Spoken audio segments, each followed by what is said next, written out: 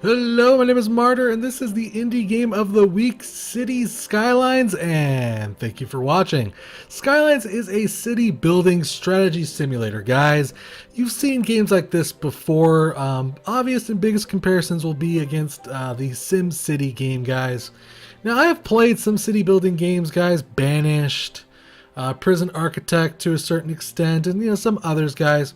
I wouldn't exactly call myself an expert, but I really enjoyed Cities Skylines, guys. It's really easy to get into once you figure out the basics, but it has a lot of complexity there. It's very in-depth, but it's not overwhelming. It released on Steam March 2015. It was developed by Colossal Order and published by Paradox Interactive. You might know Colossal Order from their other simulator game called Cities in Motion.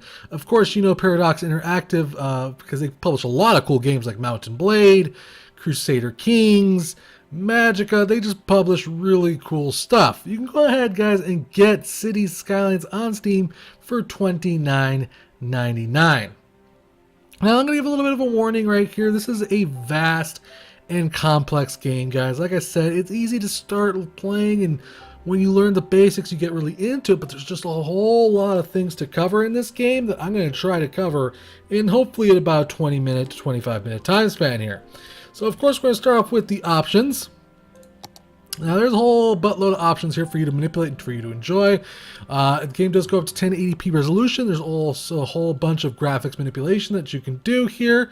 There's some audio sliders, which I probably gotta turn that chirper crap down. There is also no controller support for this game, but you can play it with your keyboard, and it does look like all the keys are rebindable, which is frigging sweet. And just about every aspect you can rebind all the keys, no matter where you are, which is very, very nice. Always nice to have rebindable keys, guys. You also got some miscellaneous things, tutorial messages, reset configurations. You get the basic idea. So now there's a whole lot of options here. There's new game, there's tools, there's content manager. Now this game has a major focus on mod support, guys. You can create your own buildings, you can create your own maps. I mean, there's just so much you can do in this game. I wish I could show you the Steam Workshop for this game because it's really robust, it's really big. It's kind of crazy how much stuff you can actually build in this game. Does that click on it? Does that do it? Does that bring that up? I think it does. Yeah, you can build all sorts of craziness in this game, guys. As you can see, just all sorts of different kinds of stuff. Police stations, education centers, people have recreated entire cities, which is actually, we're going to go ahead, something we'll check out a little bit later on this video. But for now, we're just going to go ahead and hit new game. Then we're just going to go through the basics of things, and then I'll show you a little bit of stuff that I've been doing a little bit later. I've been playing the game for about 4 or 5 hours. I would say it takes you about a good 3 hours to figure out the entire game. So we're gonna start off in Two Rivers. As you can see, it's gonna tell you kind of what you're gonna be expecting from Two Rivers here, where the water is, etc., etc. Where was that one we just saw? Was that Lagoon? Where was that? I kind of like Blackwood. Let's start there. That looks kind of cool. Game's going to load up. Of course, it's going to start generating your environment, and then you're going to start building your city. And it's really easy to kind of just get a city going, as long as you understand the basic fundamentals of things.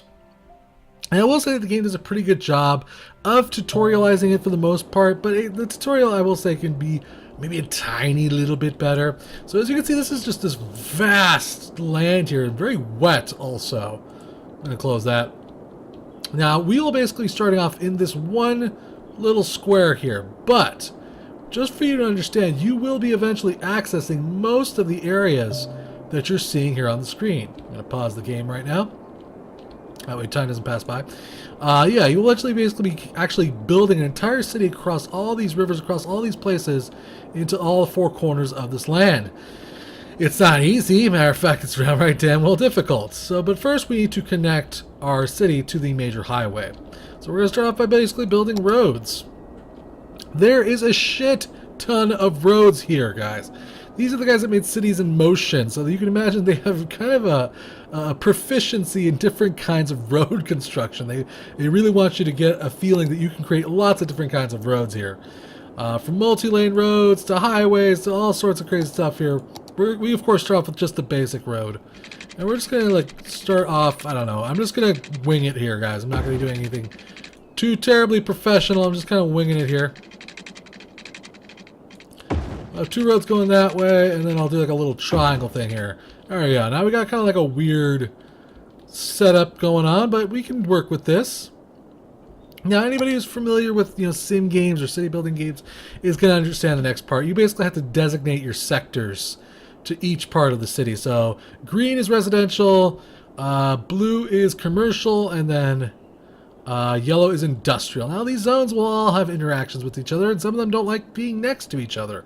And there's also different kinds of zones, like high-density residential zones, high-density commercial zones, no, these are office zones, I'm sorry. These ones are for, like, super industrial zones. Some of them interact well with each other, some of them do not. So you need to be kind of planning your things a little bit more carefully than you would normally in these situations. So we're going to be, like, doing something like this. I'm thinking this, this, and this, and then we'll start with a little bit of an industrial right here, and then we'll cap that off so that way nothing really is touching industrial. Commercial isn't mine being next to industrial. Residence, not so much. But of course you have to have power for this city. There's a lot of things you need to get going for this city for it to work. And this kind of reminds me a little bit of Prison Architect, because it kind of takes everything black and white, and depending on what you're working with here, it's going to show you different important elements like water and power. So we're going to start off with, we'll go with power. Now, as you can see, there's a lot of different temperaments here for power here. In general, the darker it is, the better it is for your wind turbines. But you also have different kinds of power generators, like coal power plants, advanced wind turbines, oil power plants, going all the way up, I think, to like nuclear. Yeah, nuclear power plants, which is obviously going to produce a lot of pollution. Or not. I guess it doesn't. Oh, all right. But it could blow up, right? Maybe? That's what I hear. All right. Well, anyways, get the basic idea. We need to create power for our buildings, so for our cities. So we're going to go ahead and put it right here. That works. And that's actually really convenient too, because aside from the fact that we need to provide power for our city, we also need to provide water. Again, that's where I like it. Kind of really reminds me of oh, you know what? I probably should have put that on the other side. Oh well. Poo. So that water doesn't flow in any particular direction? Huh. Okay, well we'll put it on the other side. That's fine. Basically, we need to kind of provide water for our city, of course. So we're going to put that there, and then we're going to put a sewage pipe above it. I think that's how that works, right? No, wait, I put that backwards. Gosh dang it! As you can see, I'm a total idiot, guys. Can I please not? No. Could you please move those? I made a mistake. No, can't move it? You're not going to let me move it, huh? Alright, fine. That's fine. Well, we'll see what happens. We'll see the effects of everyone getting horribly sick. So we basically, of course, have to run pipes from these particular areas through our entire city. Now, it's all really simplistic. It's not really all that difficult to start. I just made a mistake, I think. Yeah, I totally did. I'm a doof. I need to run that backwards. As you can see, I'm not really good at building cities, guys. I'm not really good at strategizing how this all works here. Actually, I think we probably... No, because it has to end. Gosh dang it all. Can you just connect? Alright. And then we'll just connect our sewage pipes to here. Here. How about here? No, how about... I'll go here to here. Aha! There we go. Now that'll all start flowing, but we need to provide that power as well, which is why I thought I should have moved my turbine. But that's alright. We'll put that there. That's going to power those buildings out, and now we have officially functioning water moving through our city here. As represented by that color that should start working eventually. There we go. Power is now flowing basically between these two buildings. And is now providing water for our cities. You can see it's kind of circulating. And also buildings are starting to pop up like crazy. Residents are moving in. Commercial is going to start moving in as well. Electricity needs to be taken care of. Basically, electricity is kind of a pain in the ass a little bit in this game. And there's two ways that electricity handles itself. One is self-generating, and one is through power lines. You can kind of, from here, like if we wanted to, or from our other wind turbine just right here, create a power line that would basically drag all the power from this particular area to these areas, and then that would basically power those buildings. But if you don't want to, eventually the power will kind of generate itself. All you really have to do is just provide one source with power, and then it kind of spreads like a cancer. Yeah, I'll show you what I mean. So basically, we put a little power line there, and now buildings are starting to receive power from that one source there. And as buildings basically start getting power and start being constructed, that's going to kind of spread out to all the other buildings, as you can see right here. So now all the buildings are basically being powered. They're basically constructing houses. Commercial areas are starting to go up. Commerce is going up. We're not making much money, but at least people are moving in. That's because things are just kind of getting established. And there's a whole host of different things that you need to keep worried about. You can raise taxes. You can get loans. You can also, of course, rename just about everything in this game. So we could like rename this to Bonerville. I'm 5 years old. We can rename this to Bonerville. But you can also rename even like the individual houses if you want. So we'll name this the Martyr Residence, because that's where I live. That's the mayor's house now, sucker. And as you basically move deeper into the game, you're basically going to be trying to accomplish goals. So for instance, this right now is a little hamlet.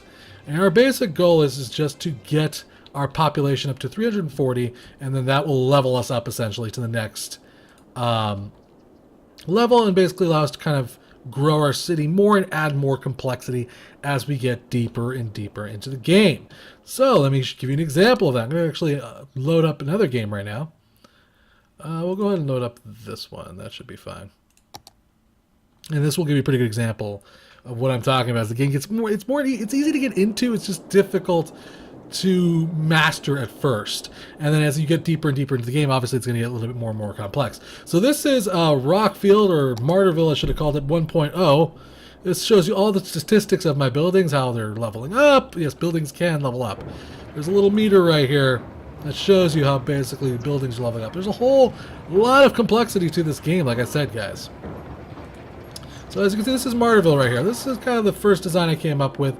It's not great. It works. It kind of looks like a messed up crab or the Ebola disease, but it works. As you can see, this is kind of how my sector's all set up.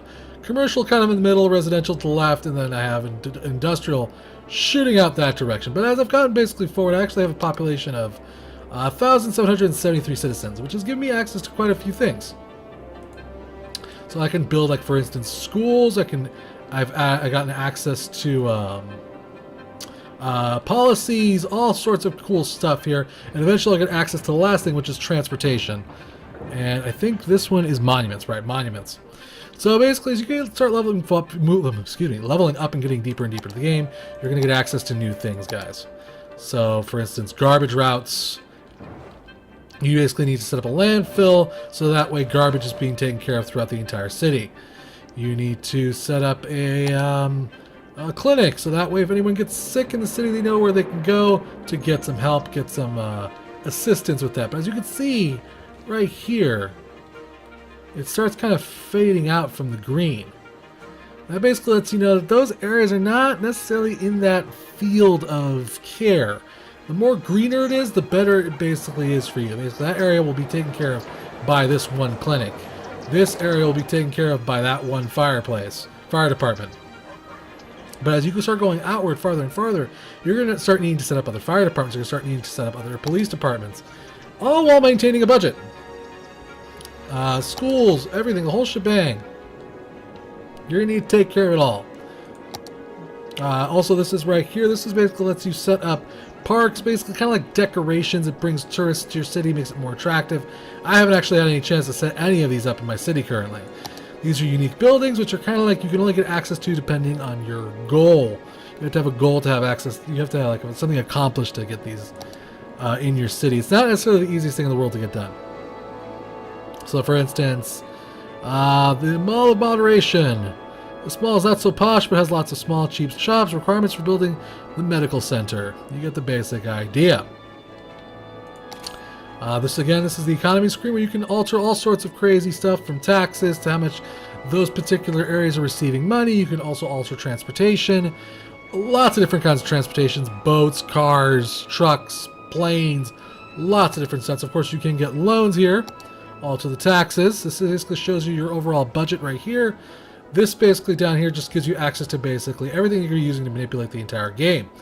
There's policies, which basically can help you out in your city depending on how your city is doing. You can also assign districts. I do believe, where's the districts button? Is that districts buttons? Okay, so like we could say that this section of the city is an industrial section of the city. So we want to have usual industrial stuff. We can just paint it out where it's kind of like a brush here. Just paint it out over our entire city here. We'll say this sector of our city is, I don't know, we'll call that, can we rename this district? I think we can. Oops, didn't mean to do that. Alright, cool. So we can rename sectors. You can also, of course, delete them if you want. You didn't want a sector there, you can delete it. How do you rename sectors, though? I don't remember how you do that. I don't remember. But basically, now that we have like a sector right there, that's the Hawthorne district. We can basically set up policies for the Hawthorne district if we wanted to. Or we could set up districts for different parts of the city, if, depending on where it's set up. So like the rest of the city, like this residential section right here, we'll go like so. Just giving you a quick example here, just painting this around this particular section. Just fill it all in. It doesn't have to be neat, it just has to work, alright? This city right here, there we go, alright. And we'll just fill it in. There we go, yeah. That's a huge section of the city. That's called Hickory Hills. Now we can assign basically different policies to different sectors of the city. So Hawthorne District, for instance, has no specialization. We can set up policies for it.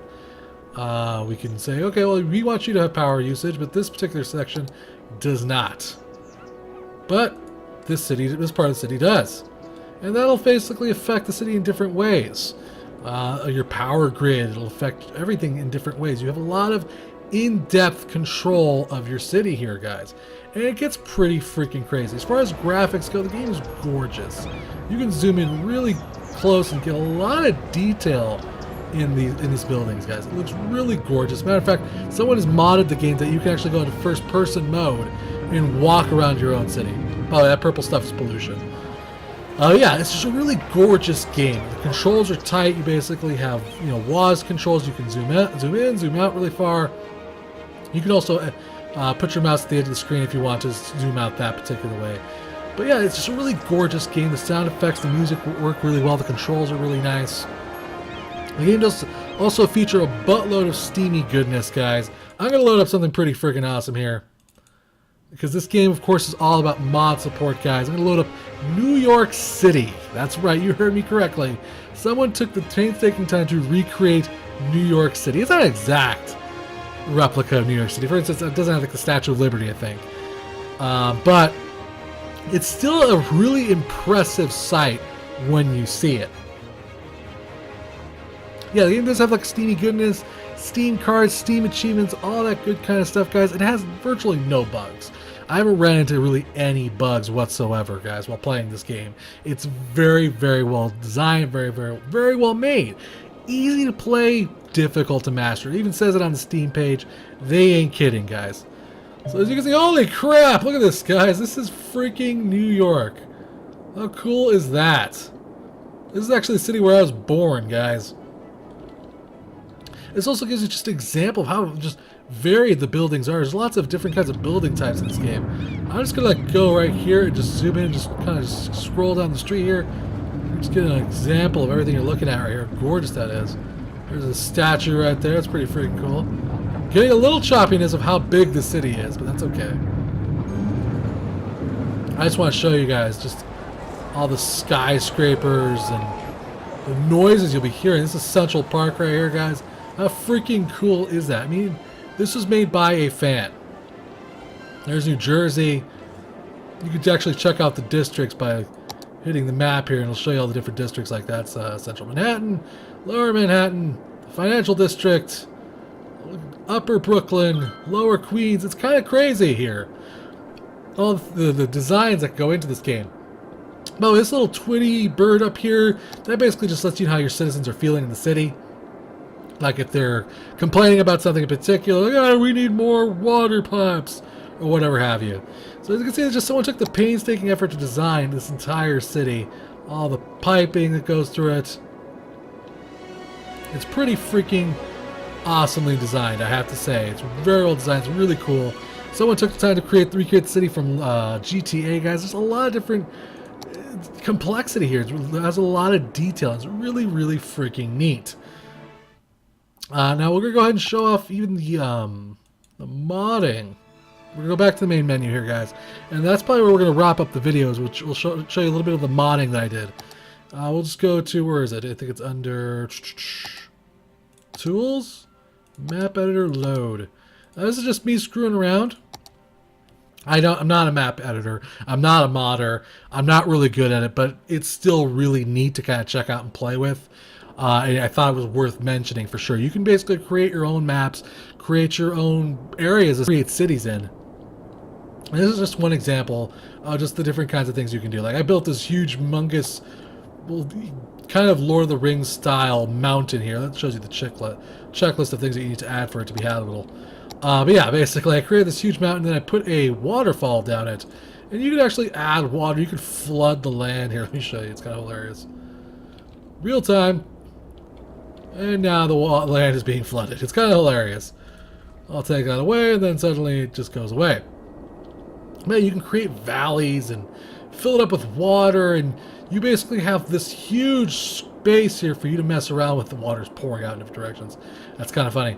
But you guys got this huge space to create whatever land mass you want. I just kind of screwing around and just checking things out, just seeing how this works. And it's really in-depth, guys. It's really neat. And it's just a very in-depth editor. It allows you to create maps, allows you to create objects, buildings. Everything that you see in the game can be changed and messed with in some form or fashion, guys. And I think that's really freaking awesome, guys. It has a lot of replay value. Creating different kinds of cities, playing with mods. You're gonna get your bang for your buck, is what I'm trying to say, guys. So I think that's basically everything I have to say about Cities Skylines, guys. It's a really cool game. Like I said, there is just a whole lot of stuff to do here, and it's easy to pick up and play. Even if you have a hard time figuring it out, there's a couple of guides out there that'll just teach you the basics of how to get a city going, and then you just kind of learn on your own as you move forward and start building and expanding outwards and making bigger and bigger and bigger and better cities, basically, with multi-lane highways and all sorts of crazy stuff. And the next thing you know, you're creating gorgeous cities when you just started off as a noob like me. And that's what I like about Cities Skylines, is that it's a game that kind of teaches you slowly as you move forward and deeper into the game, guys. So I just want to say big thanks to the developer and publisher for a chance to check out this game. Thank you for watching. Remember to subscribe and share, and I'll keep bringing you awesome indie games, guys. If you really enjoyed this video, maybe consider hitting up that tip jar. If you're feeling generous of heart, all tips go to improving the channel.